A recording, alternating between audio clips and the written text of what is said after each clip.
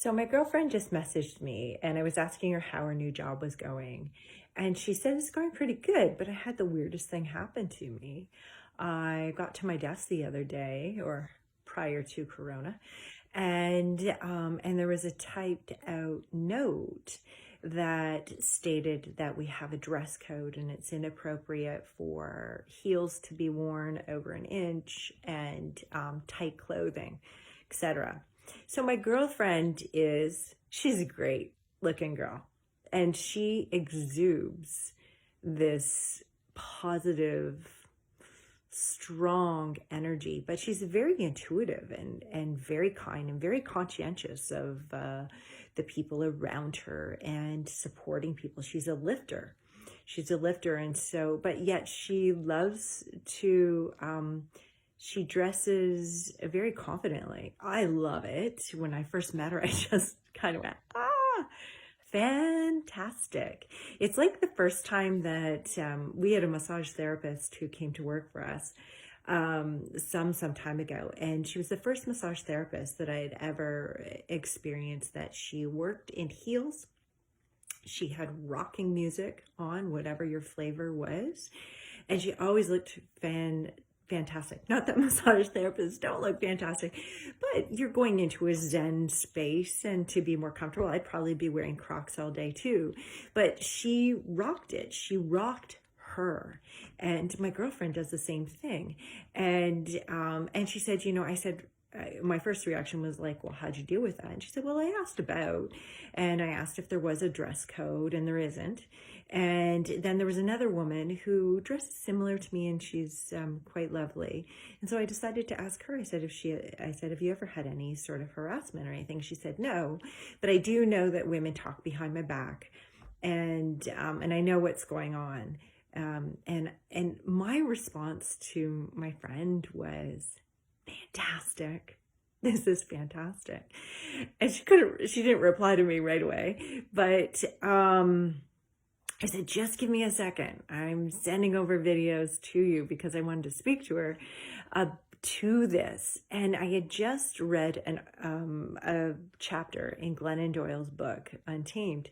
And again, it was another moment in my experience, which I'm actually calling the Untamed Corona life, because reading Untamed has given me a lot of permission and a lot of understanding as to some of the choices and decisions that I've made in my life, particularly in the past 10 years, where there was a lot of people close to me who said, no, that's not okay, girl. And I just kind of said, no, I don't know why, but I need to keep going on this path. And so people fell away, and there was criticism. I had 2 hate mails sent to me. I had a prank call in the middle of the night to my mom. I have had other points of criticism, people behind computers, which I used to just kind of go, well, it's easy to criticize somebody behind your phone, behind a computer. And when you see them in person, which was really starting to personally bug me because I knew that they were saying things or they had said things, but I'd run into them into the grocery store or on the street or at Starbucks, and they'd be sweet as pie, which I get, that is life, but I also kind of started stepping into, I'm not interested in that anymore. But Glennon's story, which is actually the chapter's called Comfort Zones, if you're reading the book yourself. But she talks about humility, and it's stepped me into another place of understanding being in that place. So what I'm trying to say is really focusing on being grounded in who you are and listening to your voice. And this is what I said to my girlfriend. I said, here's our thing. When you are somebody who stands tall, and if you are blessed with a figure, a confidence, a desired look in our world today, you will walk into a room and you will be criticized. And even Glennon says, she says, you can't blame me because this has been conditioned in my life. We like people who are down and low. We like people who are martyrs. We like people who are doing and giving and giving and giving selflessly. And then we're challenged to stand. We're challenged to self-care. We're challenged to listen to our voice and be who we need to be because we're trying to work in a world that's expected. And remember, those behaviors are celebrated in men. Those strong, clear, very self-focused, confident men, they're celebrated. Women, we're bitches. We're bitches. Try doing that in the business world. You're a bitch. And it is really crazy friggin' hard. It is so hard. But here's my other thing, is it's the majority of the time, it's women on women. And we get to make some choices right now. We get to choose to not go down that road. Just because our mothers did and just because our grandmothers did and so forth, it doesn't mean we need to. I love celebrating women. You know, a couple years ago, I was getting out a cab in Toronto. And as I'm getting out, I'm just hopping onto the street. And a girl comes right up to me. She's close to me. And she goes, girl, you've got a piece of something in your tooth.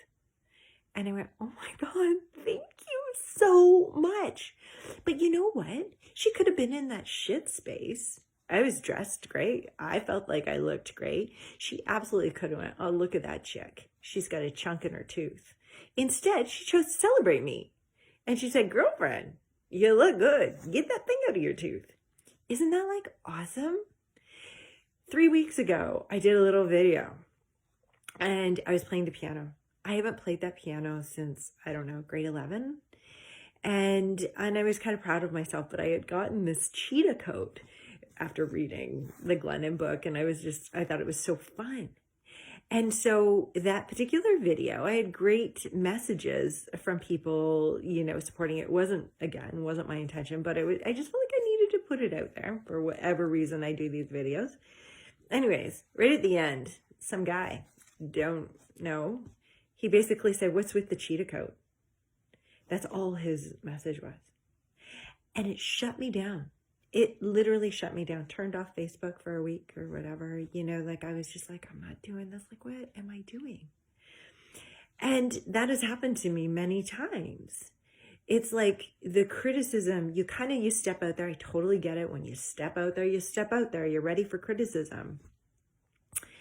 And again, like I said to my girlfriend, I said, oh, this is your lesson. This is your lesson to step into this more as to who you are and to find out how you want to stand and how you want to shine. Because when we choose to stand, we choose to shine, we choose to share our stories with a vulnerability, honesty, and truth, not with criticism, not with daggers, just with this is who I am and this is what I felt and this is what I want to say. You don't have to agree with me, but you can say, good for you.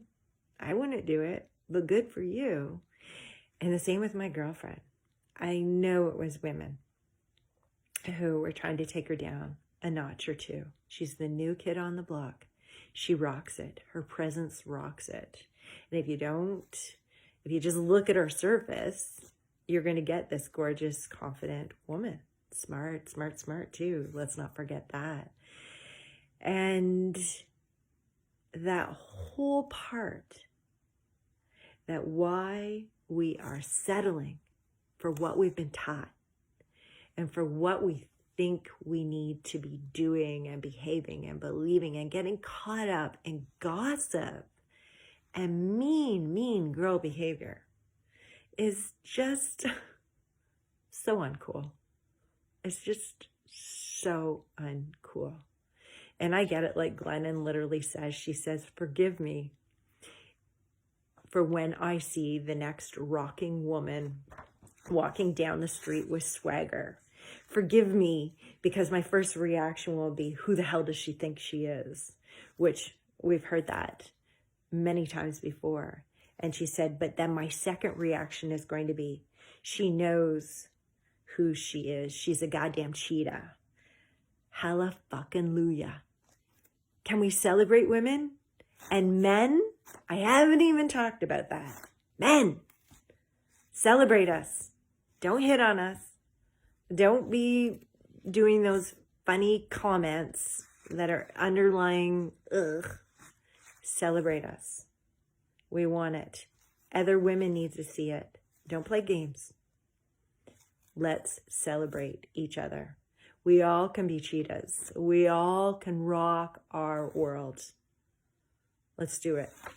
Cheers.